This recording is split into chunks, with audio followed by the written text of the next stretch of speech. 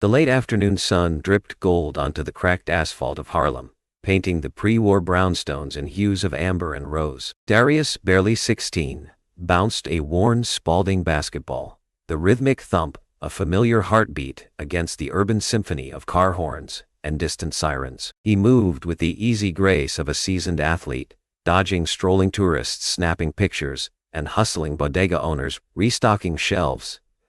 This wasn't just a neighborhood, it was his proving ground, a canvas where he painted his dreams. Basketball was everything. More than a sport, it was a lifeline, a ticket out. The worn leather of the ball fit perfectly in his hands, each groove etched with countless hours of practice, sweat, and relentless dedication. He envisioned the recruiters, the roaring crowds, the scholarship offers that would lift him and his mom out of their cramped apartment, a beacon amidst the shadows of their existence. He dreamt of a better life, an unsolved mystery he was determined to crack with sweat and skill, a true journey of discovery. He dribbled past the construction site on Lenox Avenue, the skeletal remains of a luxury condo looming over the neighborhood like a predatory beast. Gentrification, they called it. He just saw another reminder of the forces trying to erase his world, to pave over the asphalt of his dreams with cold, hard cash. A chill cut through the late afternoon heat, a prickling unease he couldn't shake. The basketball felt heavier in his hands. A faded poster clung to the side of a brick building, advertising a neighborhood watch meeting. Vandals had scrawled graffiti over it, a crude tag that read, "Keep out." Darius sighed. A few blocks over, the sirens wailed again, a jarring reminder of the recent spike in petty crime that had the neighborhood on edge. He tightened his grip on the basketball. He had a practice to get to, a future to build, but as he rounded the corner onto 125th Street, he couldn't shake the feeling that something was about to shatter the fragile piece of his thrilling story. The sun dipped below the horizon, casting long shadows that stretched and distorted familiar shapes. Darius pressed onward, his asphalt dreams now shadowed by an impending storm. Officer Kaine swiveled in his patrol car, the faux leather squeaking beneath him. He drummed his fingers on the steering wheel, the monotonous rhythm mirroring the hum of the police scanner. The sun, a dying ember in the West Harlem sky, reflected harshly off the windshield, blurring the already hazy cityscape. He was patrolling a stretch of Amsterdam Avenue, a border zone between gentrified cafes and weathered housing projects, a constant reminder of the city's stark inequalities. The scanner crackled to life, spitting out a fragmented alert about a shoplifting incident at Le Fleur, a trendy French bakery on Broadway. Broadway, huh? Jake thought, adjusting his cap. Another damn grab and dash. The dispatcher's voice droned on, a vague description of the suspect. Male, possible black, wearing a dark hooded sweatshirt. That was it. A description broad enough to fit half the young men in the neighborhood.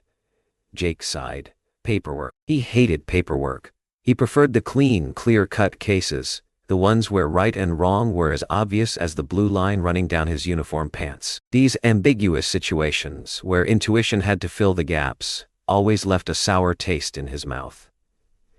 He told himself it was about protecting the community, keeping the peace.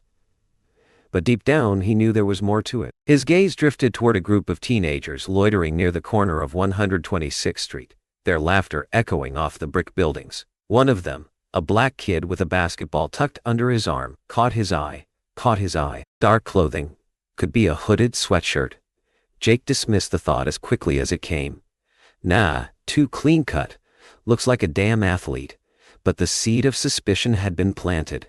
He idled at a red light, his eyes glued to the rearview mirror. The kid turned onto 125th, heading east. A surge of adrenaline coursed through Jake's veins.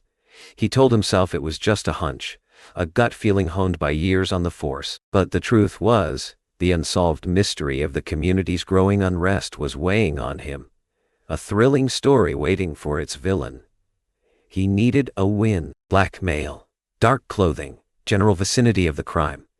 The justifications piled up in his mind, each one reinforcing the impulsive decision he was about to make. Just a quick stop. Routine questioning. But even as he uttered the words in his head, Jake knew it was more than that. He signaled, made a sharp U-turn, and accelerated eastward, the setting sun glinting ominously off the barrel of his service weapon. The hunter was now on the prowl. Darius quickened his pace, the bass line from his earbuds, a steady thrum against the building anxiety tightening his chest. He could feel eyes on him, a prickling sensation like static electricity clinging to his skin. Glancing back, he saw a patrol car pulling up fast, its headlights cutting through the gathering dusk like accusing fingers. Just my luck, he thought, frustration warring with a growing sense of unease. The car screeched to a halt beside him, blocking his path. Officer Kaine emerged, his face a rigid mask of authority. "Hold it right there, son," Kaine barked, his voice amplified by the narrow street. Darius stopped, his basketball rolling to a halt beside him. He pulled out his earbuds, trying to remain calm, his heart pounding against his ribs. "Officer? Is there a problem?" Kaine approached, his posture radiating aggression. "You know why I'm stopping you. Don't play dumb." "Honestly, sir, I don't," Darius replied, his voice even, though his palms were sweating. "I'm just heading to basketball practice." He gestured towards the nearby community center, hoping to defuse the situation. "Shoplifting. LaFleur Bakery, Broadway." Kaine spat out the words like accusations. "Sound familiar?" Darius frowned. "I haven't been anywhere near Broadway today, officer. I was just at my aunt's house a few blocks from here studying. Can I call her? She'll vouch for me." He reached for his phone, a gesture that proved to be a fatal mistake. "Don't move," Kaine barked, grabbing Darius's wrist with surprising force. "You think I'm stupid? You fit the description. Black male, dark clothing." His grip tightened, cutting off the circulation. "Sir, you're hurting me," Darius protested, trying to pull away. "I didn't do anything. This is harassment." Kaine ignored him, his eyes narrowing, fueled by his own internal narrative. "Don't resist arrest. Now, turn around and put your hands behind your back." "Arrest? What are you arresting me for?" Darius's voice rose in panic, fear now eclipsing his earlier frustration. He tugged harder, desperate to break free. That was all it took. With a swift, brutal movement, Kaine unleashed a canister of pepper spray, the fiery mist engulfing Darius's face. A searing pain exploded in his eyes, blinding him instantly. He gasped, choking for air, his world dissolving into a swirling vortex of agony. He stumbled backward, dropping the basketball, his hands clawing at his burning eyes. "I can't see," he screamed, his voice raw with terror. Kaine, unmoved by Darius's suffering, shoved him against the brick wall, the rough surface scraping against his skin. "Stop resisting," he yelled, his voice a distorted echo through the haze of pepper spray. Darius, writhing in pain and struggling to breathe, could barely register the commands. He was no longer an athlete, a student, a kid with dreams. He was just a body, a suspect, a target of Kaine's misplaced rage and unbridled prejudice. Trust, that fundamental building block of society, shattered into a million agonizing fragments, leaving behind only fear and a profound sense of betrayal.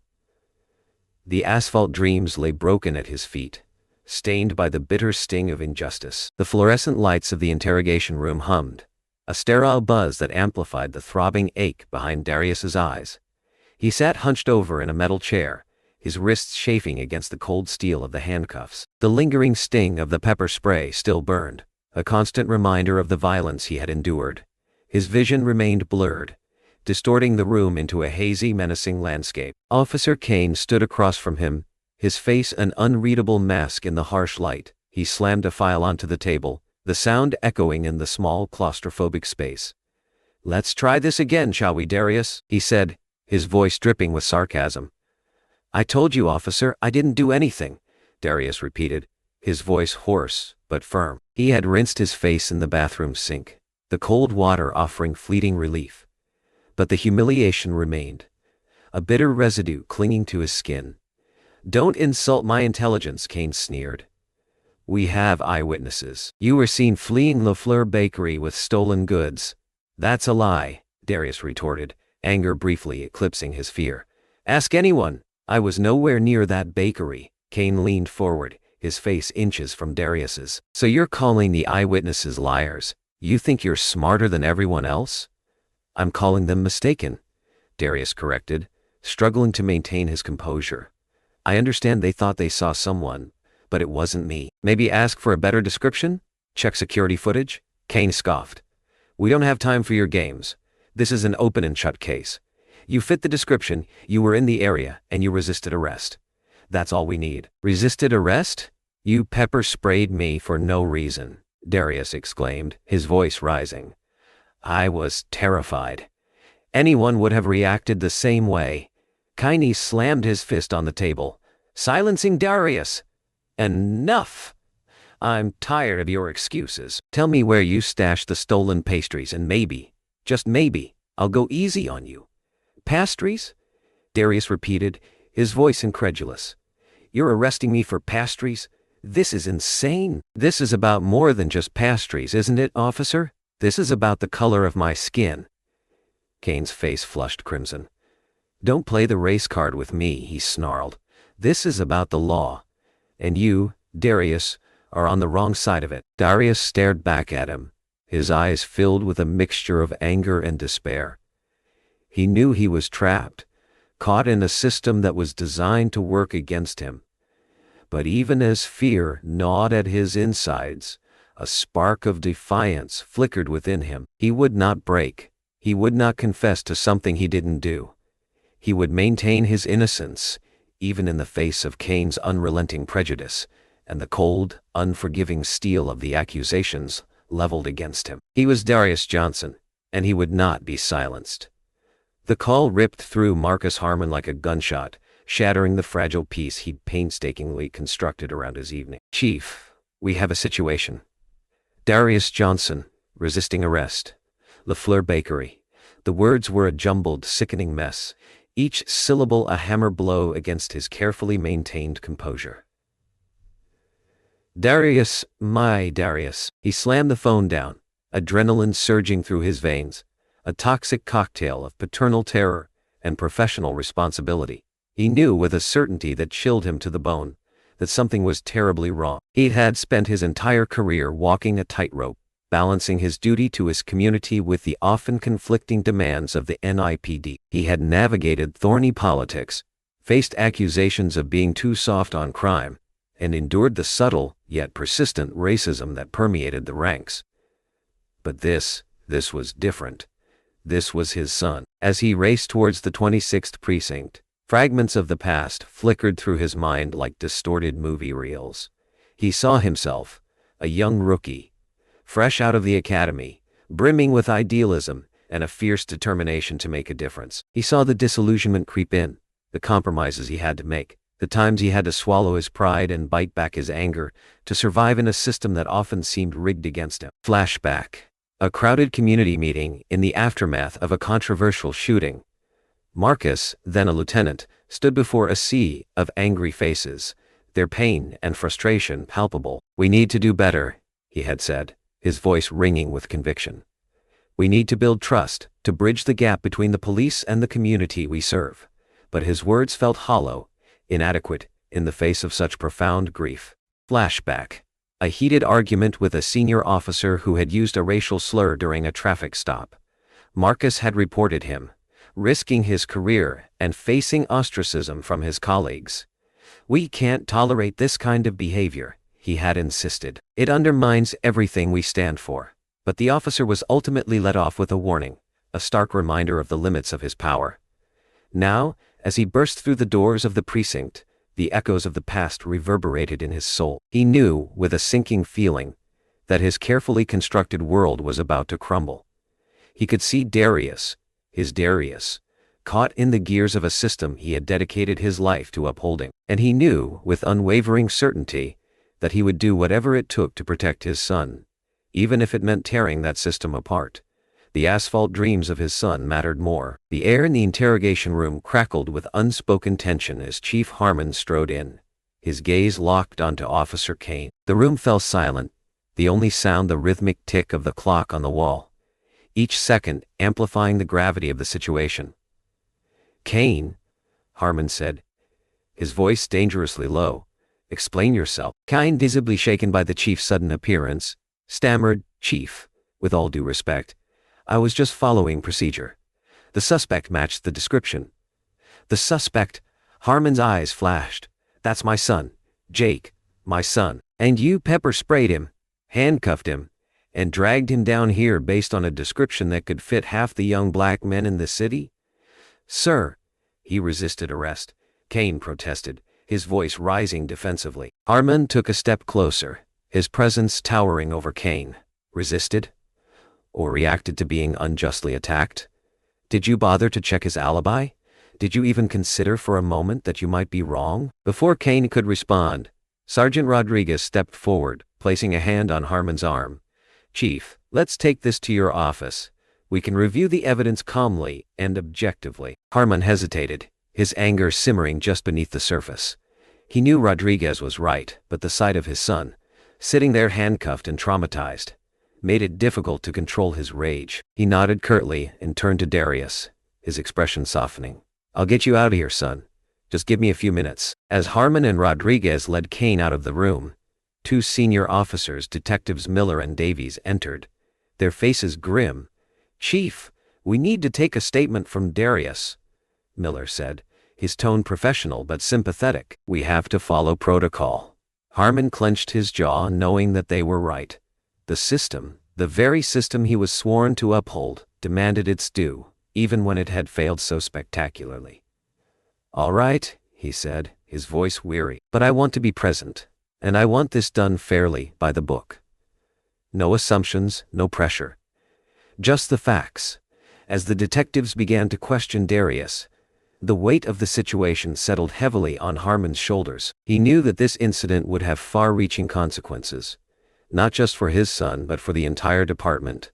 The truth had to come out, and the consequences, whatever they may be, had to be faced. He had to balance the scales of justice, even if it meant turning the mirror on himself and confronting the uncomfortable realities that lay hidden within the blue line.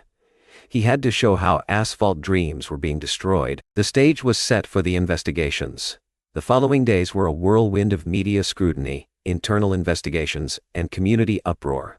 Chief Harmon found himself caught in a maelstrom, his authority tested like never before. Every decision, every statement, was dissected and analyzed, amplified by the relentless echo chamber of social media. Officer Kaine was placed on administrative leave, pending the outcome of the internal investigation. The pressure to terminate him was immense, both from within the department and from the community, demanding accountability. But Harmon knew that he had to proceed carefully to ensure that due process was followed, even for someone who had so blatantly disregarded it. The hardest part was seeing Darius. The boy, once so full of life and boundless energy, had withdrawn into himself, haunted by the memory of the assault. He barely spoke, his eyes clouded with a mixture of fear and anger. Harmon ached to protect him, to erase the trauma he had endured, but he knew that healing would take time, and that he couldn't shield Darius from the harsh realities of the world. Internal monologue. Chief Harmon, what have I done? I dedicated my life to serving this city, to making it a better place for my son, and now my own department has inflicted this upon him. Have I been blind? Have I been complicit? He spent sleepless nights poring over police records, searching for patterns of bias, for evidence of systemic problems. He interviewed officers, listened to their stories, their justifications, their fears. He saw the good, the dedicated men and women who risked their lives every day to protect the innocent. But he also saw the rot, the ingrained prejudices, the casual disregard for the rights of minorities that festered beneath the surface. The weight of his authority pressed down on him, crushing him beneath its immense weight. He was responsible, not just for his son, but for the entire department, for the entire community. And he knew that he couldn't simply fire one officer and expect everything to be fixed. The problem was deeper, more insidious than that. Sergeant Rodriguez proved to be an invaluable ally during this tumultuous time. She had a sharp mind, a keen sense of justice, and a deep understanding of the complexities of police work. She helped him navigate the internal politics, identify potential roadblocks, and develop strategies for implementing meaningful reforms. Marcus, she said one evening, as they sat in his office, surrounded by stacks of documents, you can't carry this burden alone. We need to build a coalition to bring together officers, community leaders, and activists who are committed to change. We need to create a culture of accountability, where everyone is held responsible for their actions, Her words resonated with him. He knew that she was right. He couldn't do this alone. He needed help. He needed help. He needed a movement. The decision regarding Officer Kaine came down to a disciplinary hearing. The evidence was overwhelming. Eyewitness testimony, body camera footage, and Darius' compelling account of the incident. Kaine maintained his innocence, claiming that he had acted in good faith, that he had simply been following procedure. But his explanations rang hollow, undermined by the blatant disparity in his treatment of Darius compared to other suspects. After days of deliberation, the disciplinary board recommended termination. Harmon signed the order, his hand trembling slightly. It was a victory, but a hollow one. He knew that firing Kaine wouldn't erase the trauma that Darius had endured, or the systemic problems that had allowed the incident to happen in the first place. The news of Kaine's termination sparked mixed reactions. Some hailed it as a victory for justice, a sign that the NYPD was finally taking racial bias seriously. Others condemned it as a knee-jerk reaction, an overreach of authority that would discourage officers from doing their jobs. Harmon addressed the city in a televised press conference, his face etched with weariness. "The termination of Officer Kaine is not the end of this story," he said, his voice firm but measured. "It is merely the beginning. We are committed to implementing comprehensive reforms within the NYPD, to ensuring that every officer is trained to recognize and combat their own biases, and to building a culture of trust and accountability with the communities we serve." He announced a series of initiatives, including mandatory implicit bias training for all officers, increased community outreach programs, and the implementation of a civilian review board to oversee police conduct. He knew that these measures wouldn't solve the problem overnight, but he hoped that they would lay the foundation for a more just and equitable future. Behind the scenes, the legal department braced for Kaine to sue. A claim of wrongful termination would drag the city through months, if not years, of expensive litigation, further inflaming public sentiment and potentially undermining the reforms Harmon hoped to implement. The legal team prepared for a long and messy battle. Harmon found himself facing opposition from within the department as well. Some officers, loyal to Kaine or resistant to change, openly questioned his leadership, accusing him of being a traitor to the Blue Line. He received anonymous threats, both online and in person, warning him to back down. Internal monologue, Chief Harmon, "This is what it means to challenge the system. This is the cost of truth. It's not pretty, but I will not let that one action of one officer define the whole department, my son, or me." Despite the opposition, Harmon pressed on, determined to see his reforms through. He knew that he was fighting for something bigger than himself, bigger than his son, bigger than the NYPD. He was fighting for the soul of the city, for the promise of equality and justice for all.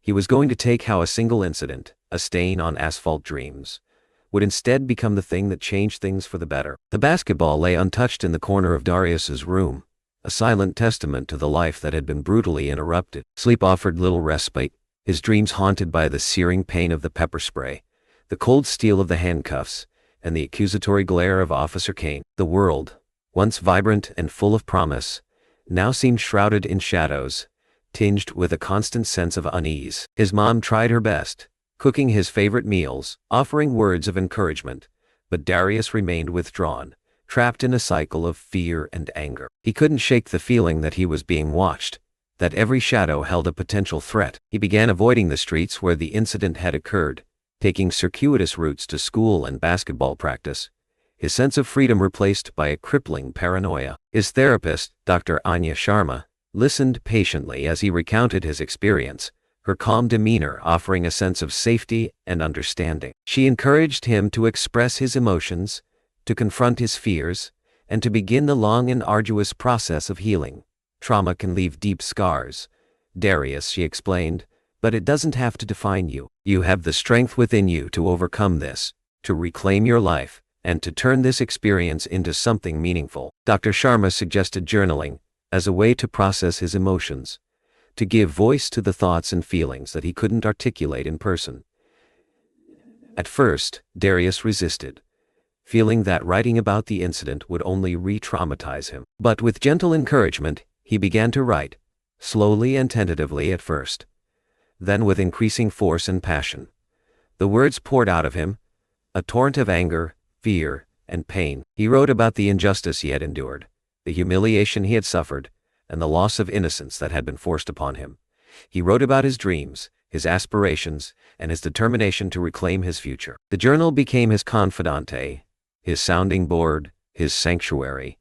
It was a place where he could be honest with himself, where he could explore his emotions without judgment or fear. As he wrote, he began to gain a new perspective on his experience, to see it not just as a personal tragedy, but as part of a larger pattern of systemic injustice.